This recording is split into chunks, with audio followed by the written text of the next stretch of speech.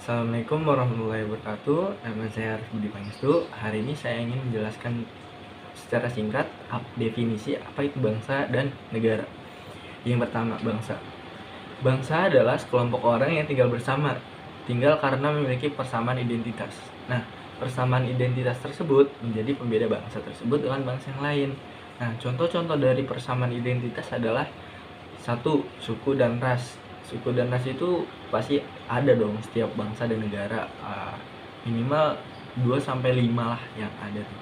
Kayak contoh di Indonesia tuh udah ada, saya kasih contoh dua, suku Bugis dan suku Dayak yang sering didengar oleh masyarakat kan. Nah, yang kedua, adat dan budaya. Dan budaya ini memang pasti banyak, nggak setiap bangsa, malah setiap suku dan ras itu juga pasti ada adat budaya yang beda-beda. Yang ketiga, bahasa. Dan yang keempat, agama. 5, ciri fisik. Mungkin ciri fisik ini kelihatan banget ya, misalnya bangsa barat dan bangsa timur itu perbedaannya mungkin nggak bisa dibilang jauh sih. Soalnya bangsa barat itu dominan orang-orangnya lebih tinggi dan putih-putih, sementara orang timur itu lebih pendek dari orang barat, dan biasanya kulitnya tuh warnanya sawo matang. Dan yang keenam, sejarah atau cita-cita. Nah, yang kedua, negara. Negara adalah organisasi masyarakat yang dilengkapi dengan pemerintahan dan undang-undang atau peraturan. Misalnya Indonesia. Dulu Indonesia itu masih terbagi-bagi ya, masih bangsa-bangsa lah, bahasanya masih kerajaan-kerajaan. Nah, semenjak dijajah, mereka sadar bahwa kalau mereka sendiri-sendiri itu nggak bakal kuat melawan penjajah. Jadi mereka bersatu untuk satu negara dan merumuskan kemerdekaan Indonesia.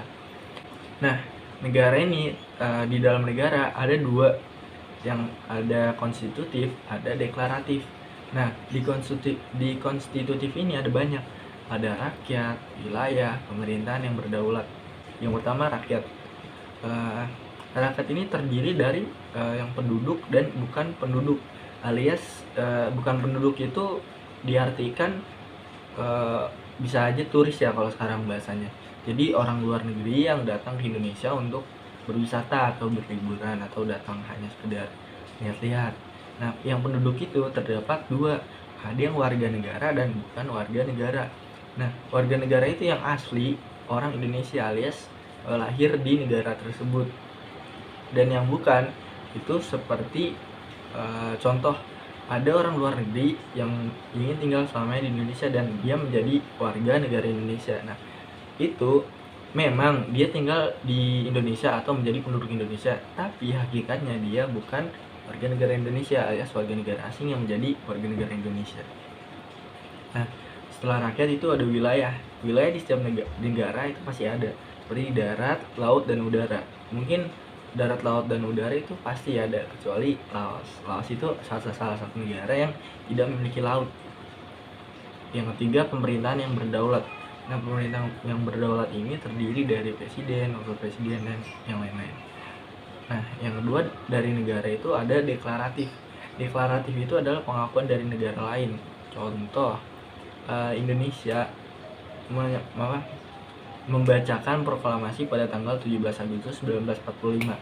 Itu adalah sebagai bentuk rasa pengakuan kalau kita ini adalah suatu negara Indonesia kepada bangsa-bangsa yang lain, kepada negara-negara yang lain, bahwa kita ini sudah menjadi negara, bukan kerajaan-kerajaan lagi atau terpisah-pisah.